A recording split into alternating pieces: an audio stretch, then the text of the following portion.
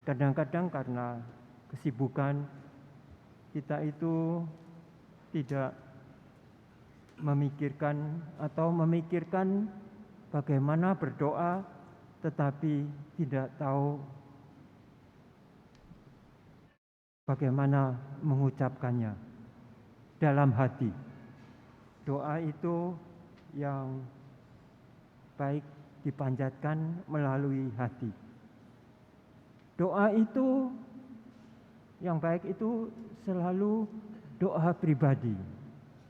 Bukan karena kita hafal, tetapi karena kita merasakan sesuatu di dalam hati kita. Mungkin kita ini merana, kita ini merasakan kesulitan hidup yang begitu besar, atau mungkin tertimpa bencana, sehingga kita ingin melepaskan diri dari keadaan itu. Siapa yang dapat melepaskan diri? Karena kita semua ini pasti berbuat kesalahan. Kita ini berdosa. Tetapi dengan berdoa, karena iman, karena percaya bahwa Allah itu memperhatikan kita, memandang kita. Kalau minggu lalu itu dikatakan tiada jemu-jemunya berdoa, artinya kita tidak perlu seluruh hari itu berdoa, tetapi menyatakan bahwa segala yang kita buat itu adalah persembahan kepada Tuhan. Itu doa. Kerja kita pun apa saja itu suatu doa yang kelihatan sepele. Mungkin menanam, mungkin membersihkan meja, tempat tidur, mungkin membersihkan ruangan supaya udara bersih.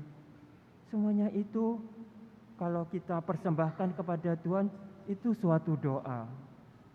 Doa itu karena hati kita ini ingin berbuat sesuatu untuk Tuhan. Dan kita tahu bahwa Tuhan itu ingin agar kita itu sehat, kita itu melaksanakan pekerjaan kita dengan penuh gairah, kita itu membantu sesama,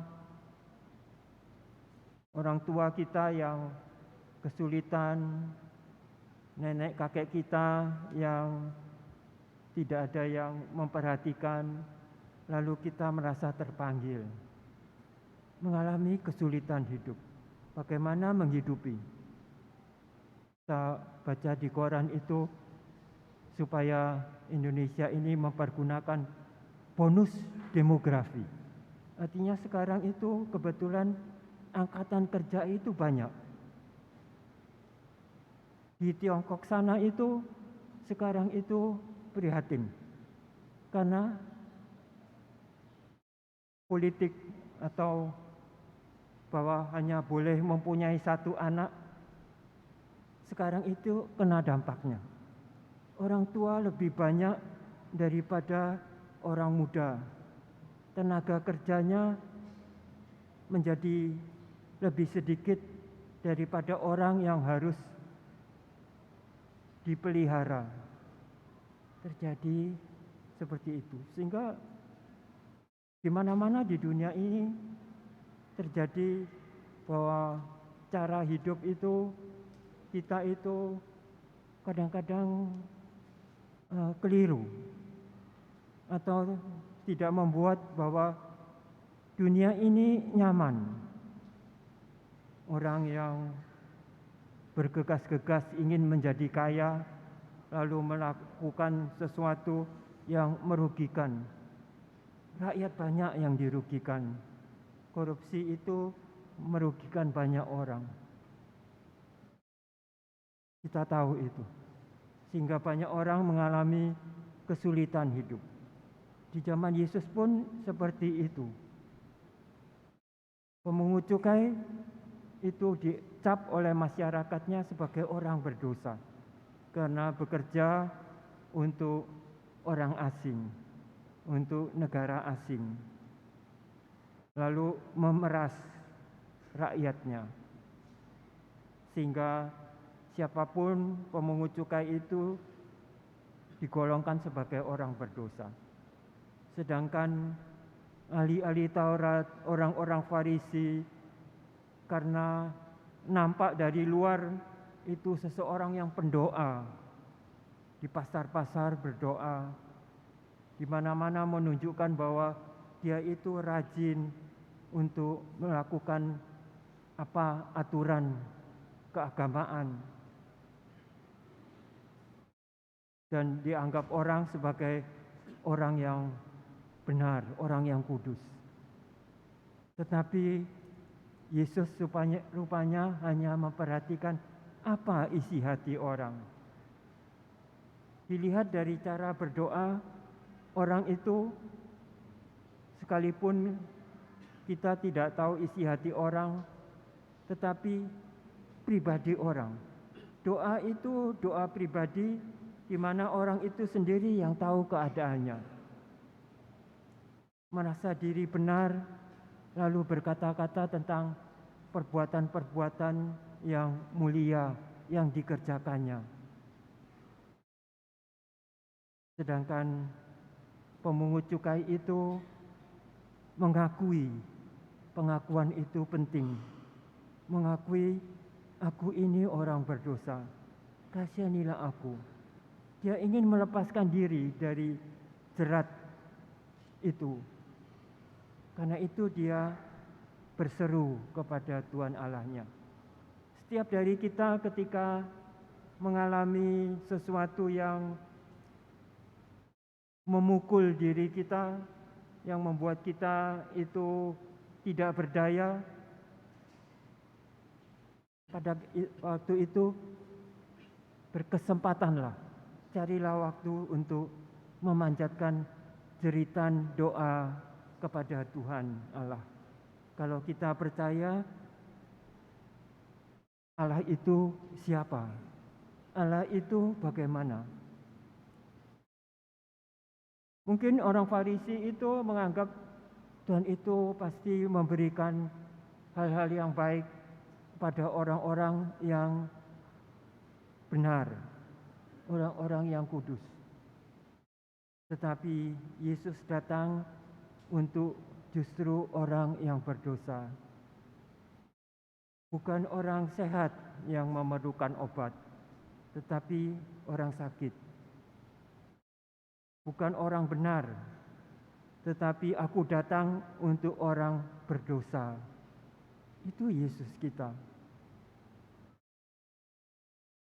Nabi Putra Sirak itu mengatakan Tuhan itu gambarannya adalah hakim yang adil. Hakim yang adil dan bijaksana. Dia tahu isi hati orang.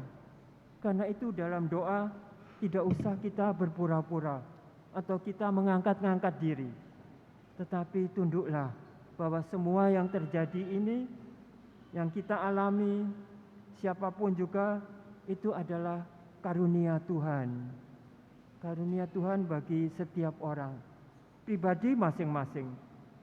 Karena itu Tuhan yang mendengar dan melihat, memandang orang-orang yang terjepit, orang-orang yang terdesak, anak-anak yatim piatu, janda-janda yang dianggap celaka oleh masyarakat. Terjadi bahwa anggapan masyarakat itu seringkali membuat orang justru menjadi resah.